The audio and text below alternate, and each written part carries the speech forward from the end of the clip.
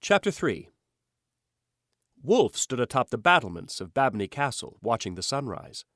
Streams of light streaked down into his courtyard, and the sky lit up in shades of orange, yellow, and red. It was so beautiful he momentarily forgot his troubles, until he laid eyes on the royal forests of Tavistock in the distance. He couldn't stop thinking of the kiss he'd shared with Lady Winifred last night. He'd wanted to take her right there in the woods, but something inside made him stop. Then he'd let her ride away with her crossbow in hand. What the hell was he thinking?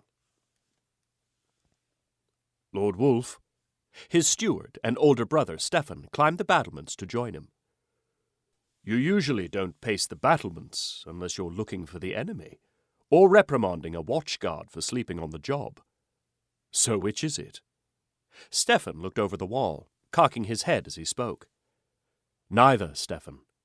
I just couldn't sleep, that's all. Your squire tells me you returned from the woods late last night, and your horse was covered with mud. I saw someone in the woods last night, and decided to follow. Wolf turned and looked toward the rising sun as he spoke. Something happened that I can't explain. Does this have something to do with the curse? Or did something happen to Arnon? No, neither. Not really. He started across the battlements with the wind blowing his cape behind him. Stephen followed. It was always windy up this high, and he only hoped it would blow his worries from his head as well.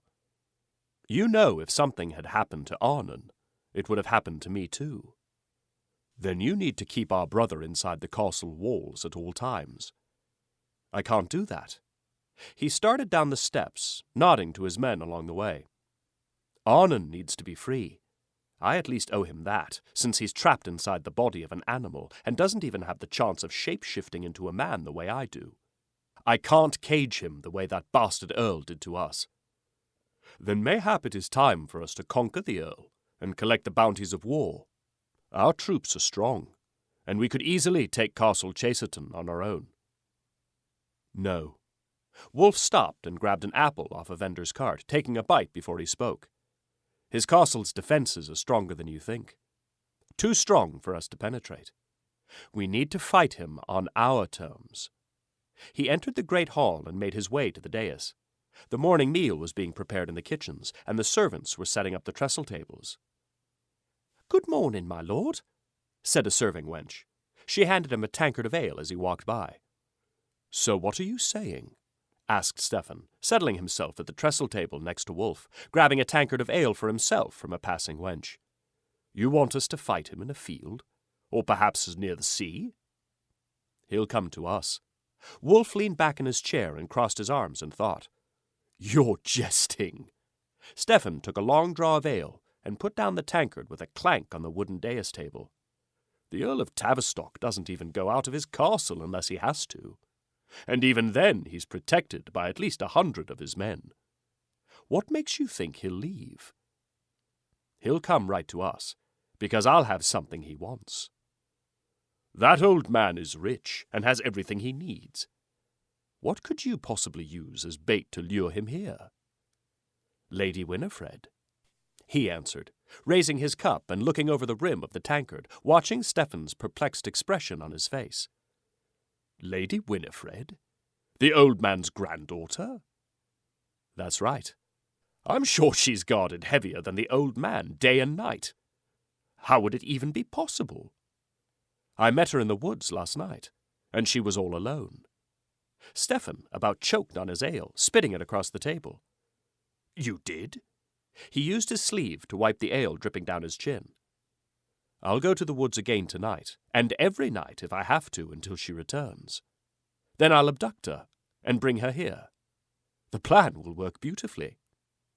"If you scared her off last night, what makes you think she'll be stupid enough to return?" "She'll return," he said, licking his lips, the essence of her sweet kiss engraved upon his memory. He wanted more than anything to taste her once again. He'd seen it in her eyes that she wanted him almost as much as he wanted her. She'll be back, because a woman like her will never be satisfied with just a taste. "Winifred Alana Chaserton! Get out here anon!" Winifred looked up as her handmaid finished brushing her long red hair. She could hear the bellowing of her grandfather's voice from out in the hall. "That will be all, Penelope," she said, nodding to her handmaid. "Aye, my lady." The handmaid put down the brush and headed to the other side of the room. Winifred feared for the girl's safety. Penelope saw her return to the castle last night and had helped her change out of her grandfather's cloak and hide it afterward. She didn't want any harm coming to her handmaid. The door burst open and banged against the wall. There, looking angrier than a caged bear, was her grandfather with his hands on his hips. His tall, bulky form was slightly bent over, and his long red beard hung from his chin halfway down his chest. His bushy eyebrows were furrowed, and he reminded her of a cross between a red squirrel and an old goat. Two of his guards were standing right behind him. "Rumor has it you left the castle all alone last night," he spat. "Is this true?" "Grandfather, a good morning to you." She stood up, brushed off her forest green taffeta gown. She looked over and took him by the arm, guiding him toward the door. "Shall we go break the fast in the great hall together?" "Stop it, young lady, and tell me the truth. Did you leave the castle last night or not?" "Now, grandfather, why would I do such a foolish thing?" His eyes settled on Penelope next, and she knew he was about to ask her handmaid. Penelope wouldn't lie, because she was afraid of the Earl, as was everyone who lived under his domineering hand. "Oh, all right, I did leave, but don't glare at Penelope like that, because she had naught to do with it." "Leave us, all of you," commanded the Earl, sending the servants as well as the guards away. He reached out and closed the door to her chamber and turned around slowly, crossing his arms over his chest. "Where did you go?" "I just went out for a ride," she answered with a smile. "I couldn't sleep and needed some air." "You went to the woods after I forbade you to do so. You know you aren't supposed to go there alone." "I might have ridden through part of the woods. I don't remember." She studied her hand, picking at a hangnail as she spoke. "You have no idea what's out there." His eyes narrowed, and she almost thought he looked frightened.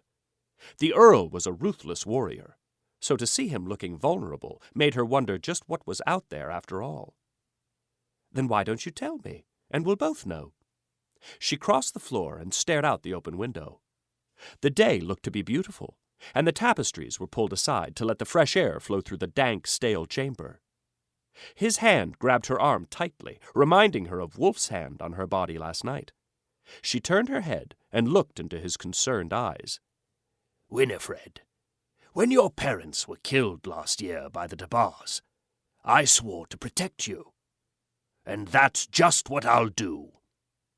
"Grandfather, you are ridiculous." She shook free of his hand and walked across the room, stopping in front of her dressing table. She chose a bright blue ribbon and proceeded to tie back her unbound hair.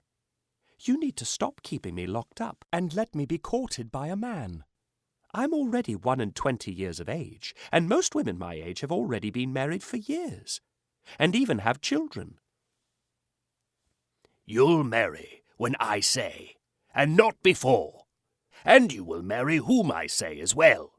So wipe the foolish thought from your head right now about having children. No granddaughter of mine will bed a man until she is married." "You are jumping to conclusions. I never said I wanted to bed any man." She tied the ribbon and checked herself in the standing mirror across the room, stretching her neck to see her reflection. "By the way you speak, I'd think you already had someone in mind for me to marry. Do you?" "Actually, I do. Sir Stanley of Sussex has requested your hand in marriage, and I am considering the betrothal." "Sir Stanley? Your knight?" She almost laughed aloud. "He's the fourth son of a mere lord, and hasn't any lands at all, if I'm not mistaken. I am the granddaughter of an earl. Surely I deserve better than that." "He'll have lands and wealth with your dowry. Since your father was my only son, and you are my only grandchild, you shall inherit it all." "I don't want to marry Sir Stanley. He's nearly twice my age, and always smells like garlic. I want someone young, who is dangerous and dashing, and can protect me and woo me with his wealth." He looked at her oddly, and she knew now she should have chosen her words more carefully. "Dangerous? Dashing? What are you saying? I don't like the way you're talking." "I meant nothing by it." She looked down to her dressing table and toyed with her hairbrush. "I just meant that I thought you'd want me to marry someone outside the castle, to secure alliances with your enemies." She closed her eyes, cursing herself already, but she couldn't help saying it. She just kept thinking about Lord Hugh de Bar and how dangerous yet dashing he'd seemed last night. His kiss was something she wanted to experience again. She couldn't deny it. "If you don't like my suggestion, then tell me, who did you have in mind to marry?" She thought long and hard before she answered. She knew her grandfather hated Lord Hugh de Bar. The de Bars were their enemies. Mayhap he was right. The man and his army had been the ones to battle her father's men at the bridge the night both her parents died. She should hate him just as much as her grandfather did. A man like Wolfe couldn't keep her safe because he was their enemy. "Oh, I don't know," she answered, and tried to change the subject. "So what time is the hunting party leaving today?" "They are leaving momentarily, but you won't be going with them." "What?" Her head jerked upward. This isn't what she wanted to hear. She had to go to the woods to find out where the guard took food every day. She was sure she saw a door in the knoll last night, and if she didn't go with the hunting party, she'd never be able to explore it. Why not? "You will be staying at the castle under the watchful eye of not one, but two of my guards. You, young lady, are up to something, and I will not stand for it." He turned and quit the room. Winifred was angry with him, but didn't want to show it. It was going to be hard enough trying to escape the watchful eyes of two guards, let alone try to sneak back into the woods undetected tonight.